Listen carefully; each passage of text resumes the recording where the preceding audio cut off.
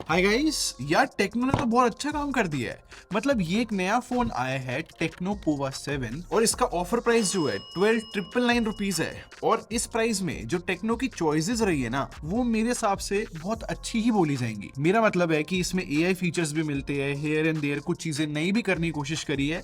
उस पर्सपेक्टिव से देखा जाए तो 13,000 में एक इंटरेस्टिंग फोन है ये। इसी नोट पे पहले बॉक्स ओपन करते हैं। तो गाइस बॉक्स ओपन करते ना, यहाँ पर फोन रहता है और नीचे की साइड जो है डॉक्यूमेंटेशन और बाकी एक्सेसरीज है। जैसे कि यहाँ पर ये क्लियर केस है जो कि आई थिंक अच्छी क्वालिटी का है। यहाँ पर जो है वारंटी और डॉक्यूमेंटेशन है। बाकी जो है केबल है जो कि टाइप A to C है और 45 वोल्ट का चार्जर है और ये कुछ अलग सी प्रोजेक्टर मिलती है। और फोन की लुक मैं आपको दिखाऊं तो टेक्नो का तो कहना है कि यहाँ पर ये जियोमेट्रिक पैटर्न यूज करे है जो कि आई थिंक इसको थोड़ा फ्यूचरिस्टिक लुक तो दे रहे हैं। और एक कैमरा मॉड्यूल के अराउंड ये जो व्हाइट आपको लाइन दिख रही है ना, ये डेल्टा लाइट है। तो इस फोन को टेस्ट करने के बाद मैं इजिली बोल सकता हूँ, अगर आप 13,000 रुपए के अराउंड कोई भी फोन कंसिडर कर रहे हो तो आई थिंक इस फोन के बारे में भी एक बार डिटेल में सुन लो। हो सकता है कि आपको ये फोन जो है अच्छा लगे।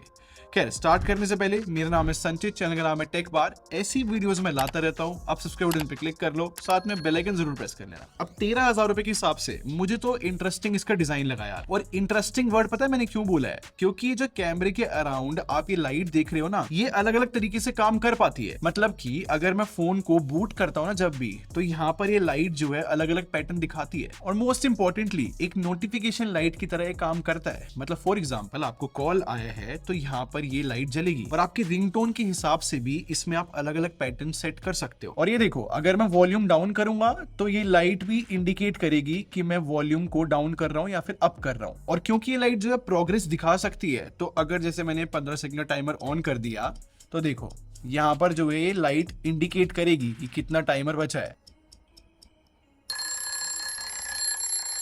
टाइमर हो गया पूरा। इनफैक्ट चार्जिंग के टाइम पे भी ये प्रोग्रेस दिखाती है लाइट, और लो बैटरी के टाइम पे भी ये इंडिकेट करती है लाइट। इनफैक्ट गेम जब स्टार्ट करते हैं ना, उस टाइम भी ये लाइट जलती है। इन शॉर्ट देखा जाए तो फंक्शनैलिटी है, काम अच्छा ही किया है। अब डिजाइन में बाकी चीजों की बात करूं तो आई थिंक फोन की इन हैंड फीलिंग बिल्कुल ओके है। थोड़ा बॉक्सी फ्रेम है, सही रहता है। और टॉप की साइड में यहाँ पर IR ब्लास्टर मिलता है, तो किसी भी चीज का रिमोट बना सकते हैं। और इस फोन में स्टीरियो स्पीकर्स तो मिलते हैं, डॉल्बी एटमॉस का सपोर्ट भी है। साउंड लाइक ओके करते हैं, कभी कभी होलो साउंड करते हैं बट लाउडनेस ओके है। और फोन के राइट साइड में पावर बटन और वॉल्यूम रॉकर मिलता है, और पावर बटन में ही यहाँ पर फिंगरप्रिंट स्कैनर है, अच्छा काम करता है। और गाइस एक चीज मेरे को अच्छी लगी, 13,000 रुपए में टेक्नो ने इस फोन में NFC दिया है। ये चीज अच्छी बोली जाएगी। और इस फोन की सिम ट्रे दिखाऊं तो हाइब्रिड है, स्टोरेज एक्सपेंड कर सकते हैं और ये डुअल 5G सपोर्ट करता है। और इस फोन में कुछ कनेक्टिविटी से रिलेटेड इंटरेस्टिंग फीचर्स मिलते हैं जो कि टेक्नो कहना है कि सेगमेंट में आई थिंक इतनी यूजुअल नहीं है। फॉर एग्जांपल अगर हम अपनी मेन सिम से कॉल पे बात कर रहे हैं तो सेकंड सिम पे अगर कॉल आता है तो ये अच्छे से नोटिफिकेशन दे सकता है। सेकंड फीचर काफी इंटरेस्टिंग है। मतलब टेक्नो का कहना है कि अगर आपके अराउंड एक और पोवा का फोन होगा और अगर आपके फोन में नेटवर्क कम है तो ये दूसरे फोन का नेटवर्क यूज करके कॉल मिला सकता है। ये फीचर मैंने टेस्ट नहीं करा है बट सुनने में काफी इंटरेस्टिंग है। और गाइस डिस्प्ले को डिस्कस करूं तो इस फोन में 6.78 इंचेस की एक LCD डिस्प्ले है जो कि फुल HD प्लस रेजोल्यूशन के साथ आता है। लेकिन एक चीज इंटरेस्टिंग है कि 144 हर्ट्ज का रिफ्रेश रेट टेक्नो इस फोन में लेकर आया है, जो कि सेगमेंट के हिसाब से बहुत अच्छी बात है। बट कंफ्यूज मत होना, मतलब कोई भी फोन अगर हमें 144 हर्ट्ज के रिफ्रेश रेट के साथ मिलता है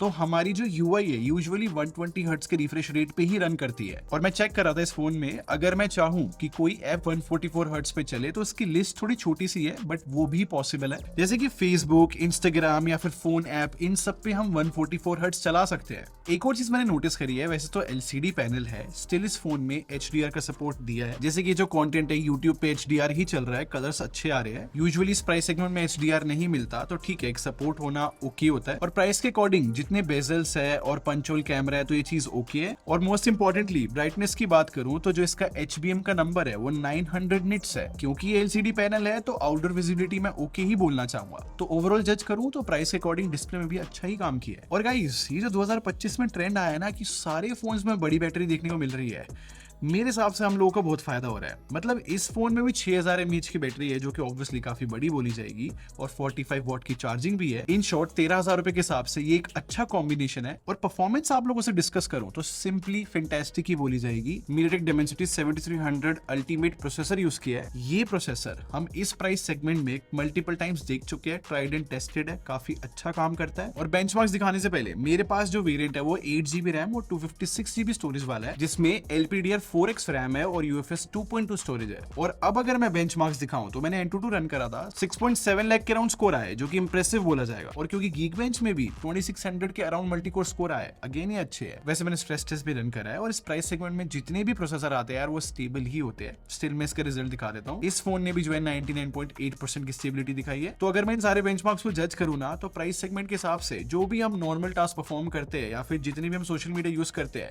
आई थिंक दिक्कत नहीं होगी। और गेमिंग के पर्सपेक्टिव से भी बताऊं तो मैंने COD और BGMI खेला है इस फोन के अंदर, क्योंकि इस प्राइस सेगमेंट में लोग ये दोनों गेम्स बहुत खेलते हैं। तो पहले मैंने COD टेस्ट करा क्योंकि 90 FPS की सेटिंग मिल रही थी, और मैंने जब यहाँ पर मल्टीपल सेशन खेले तो मैं एक का स्क्रीनशॉट आपको दिखाता हूँ। 89 एवरेज FPS आया है, बिल्कुल ओके गेम प्ले है। और BGMI की भी सेम स्टोरी है, मतलब यहाँ पर 60 FPS की सेटिंग मिलती है और मैंने जो है गेम प्ले किया, इसका स्क्रीनशॉट देखो, 59 एवरेज FPS आया है। तो लाइक देखा जाए तो गेमिंग स्टेबल ही है। और परफॉर्मेंस ओवरऑल भी देखी जाए ना गाइस, मेरे हिसाब से इंप्रेसिव ही लगी है मेरे को। और सरप्राइजिंग पार्ट की बात करूं, जो कि इसका सॉफ्टवेयर डिपार्टमेंट है, मतलब इसमें iOS मिलती है, Android 15 पे बेस्ड है। और मैं यूजुअली टेक्नो के फोन जो है ज्यादा टेस्ट कर नहीं पाता, बट जब मैंने इस फोन को चलाया ना, तो मैं 13,000 रुपए के हिसाब से जज कर रहा था। एंड आई थिंक इस ब्रांड ने काम तो अच्छा किया है यार। मतलब मैं एप्स ओपन और क्लोज करके दिखाता हूँ, जो एनिमेशन है वो फ्लूइड ही बोली जाएगी। बाकी टेक्नो ने इस फोन में जो है AI फीचर्स पे भी फोकस करा है, मतलब मल्टीपल AI फीचर्स मिलते तो है। अब इस फोन में ना एला नाम का एक वॉइस असिस्टेंट मिलता है टेक्नो का, और मोस्टली जितनी भी AI फीचर्स है इसी वॉइस असिस्टेंट के अराउंड ही है। और पहले AI फीचर की बात करूं जिसका नाम AI कॉल असिस्ट है। अब इस फीचर की हेल्प से हम AI के थ्रू जो है कॉल आंसर करा सकते हैं, रियल टाइम में कॉल ट्रांसलेट भी कर सकता है AI की हेल्प से, और कॉल के लास्ट में हमें कॉल समरी भी मिल सकती है। और AI फीचर्स बताऊं तो एला की हेल्प से डॉक्यूमेंट अपलोड करके उन डॉक्यूमेंट्स की हम समरी भी निकलवा सकते हैं। और इस फोन में राइटिंग असिस्टेंट भी मिलता है, मतलब वो फीचर रहता है ना कि अगर आपने गलत इंग्लिश लिखी है, फिर कोई भी स्पेलिंग मिस्टेक है तो वो ठीक कर देगा, या फिर आपने कुछ भी लिखा है तो उसकी समरी भी आपको मिल सकती है।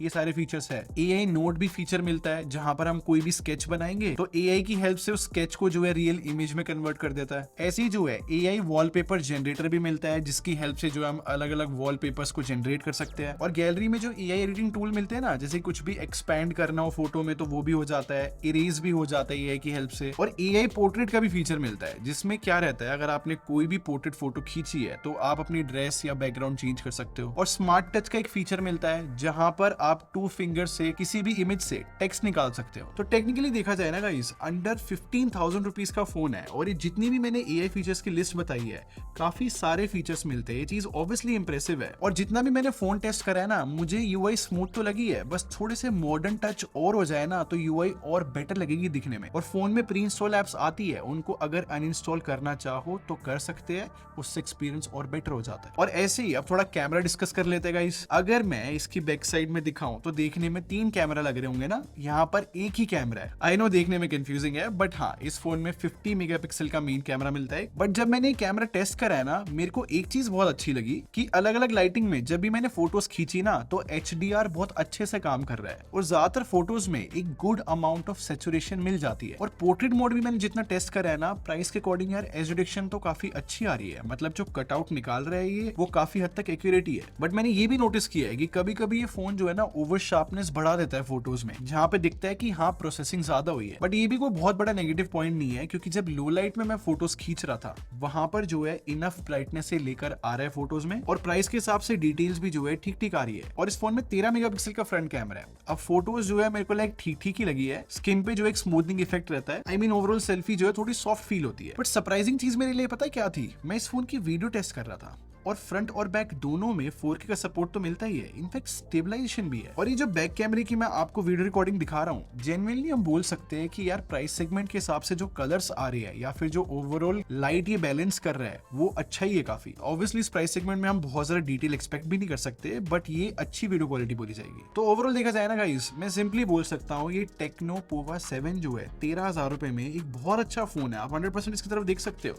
इनफैक्ट यहाँ पर टेक्नो ने एक और फोन लॉन्च करा है, टेक्नो पोवा 7 प्रो। बेसिकली ये प्रो वेरिएंट है इसी फोन का, और ये 17,000 रुपए का आता है। और इन दोनों फोन में बहुत सारी सिमिलरिटी है, मतलब यहाँ पर MediaTek Dimensity 7300 ultimate processor use किया है। बट मेजर डिफरेंसेस बता देता हूँ, जैसे कि प्रो वेरिएंट में एमोलेड डिस्प्ले मिलेगी, और 30 वॉट की वायरलेस चार्जिंग के साथ आता है फोन। और इस फोन का जो मेन कैमरा है वो 64 मेगापिक्सल का है, और इसमें अल्ट्रा वाइड लेंस भी है। तो प्रो वेरिएंट में मेजरली यही की डिफरेंसेस आते हैं।